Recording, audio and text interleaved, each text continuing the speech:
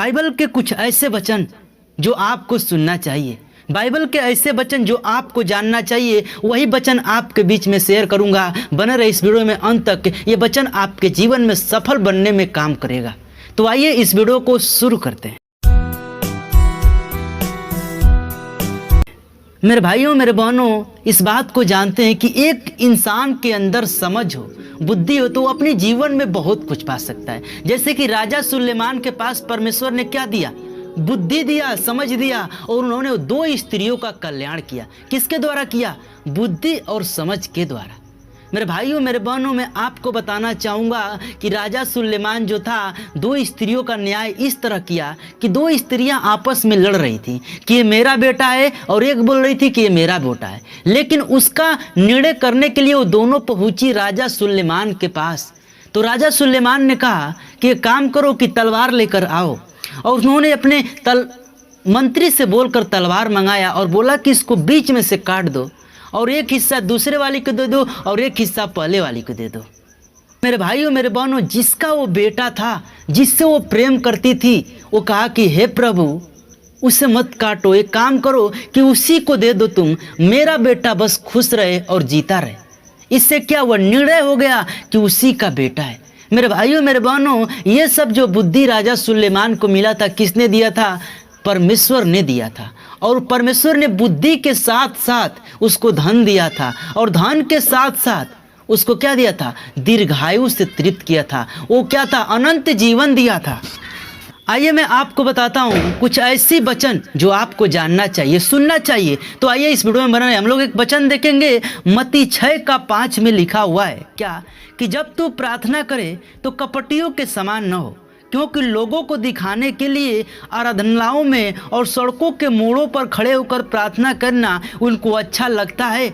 मैं तुमसे सच सच कहता हूँ कि वो अपना प्रतिफल पा चुके। हालेलुया।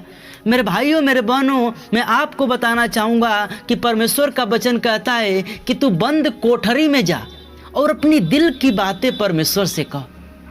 सबसे पहला वचन क्या मैं बताना चाहूँगा? सबसे जो पहला वचन है कि हमको अपने जीवन में प्रार्थना करना है तो एक बंद कोठरी में करना है, वहाँ परमेश्वर हमारा सुनेगा। और आइए आपको बताता हूँ दूसरा बात है, वो कहता है कि परंतु जब तू प्रार्थना करे तो अपनी कोठरी में जा और द्वार बंद करके अपने पिता से गुप्त में प्रार्थना करे, तब तेरा पिता गुप्त में देखता है और तुझे प्रतिफल देगा। हालेलुया।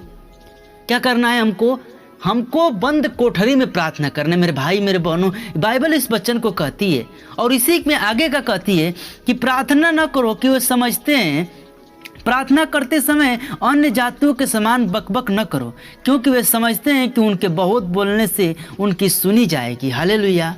इस बात को आप न समझे कि आप बहुत ज़्यादा बोल रहे हैं तो परमेश्वर आपका सुनेगा। नहीं, जो व्यक्ति शांत रहता है उसका भी परमेश्वर सुनता है।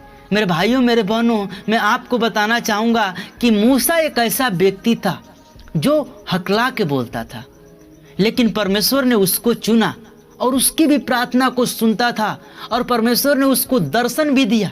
मेरे भाइयों मेरे बहनों, ये मैटर नहीं करता कि हम बहुत ज़्यादा बोलते हैं, बहुत ज़्यादा बातें करते हैं, मेरे पास बहुत ज़्यादा ज्ञान है तो परमेश्वर मुझे से बातें करेगा। नहीं, आप अनपढ़ हैं, आप बोल नहीं पाते, आपसे भी परमेश्वर बातें करेगा। सिर्फ आपका नियत अच्छा होना चाहिए और आपके जीवन से पाप ना होना चाहिए। तो मेरे भाइयों मेरे बहनों, और आगे क्या कहता है 9 में हम लोग देखेंगे इसी से क्या कहता है। कहता तुम इस रीति से प्रार्थना किया करो कि हे हमारे पिता, तू जो स्वर्ग में है, तेरा नाम पवित्र माना जाए। हमारा पिता कैसा है? पवित्र है। इस बात को सब लोग जानते हैं कि यीशु मसीह पवित्र आया और पवित्र चला गया। मेरे भाइयों मेरे बहनों, तो वही कहता है कि हे हमारे पिता, तू जो स्वर्ग में है, तेरा नाम पवित्र माना जाए, तेरा राज्य आए, तेरी इच्छा जैसे स्वर्ग में पूरी होती है वैसे पृथ्वी पर भी हो। हमारे दिन भर की रोटी आज हमें दे, और जिस प्रकार हमने अपने अपराधियों को क्षमा किया है वैसे तू भी हमारे अपराधों को क्षमा कर। हालेलुया।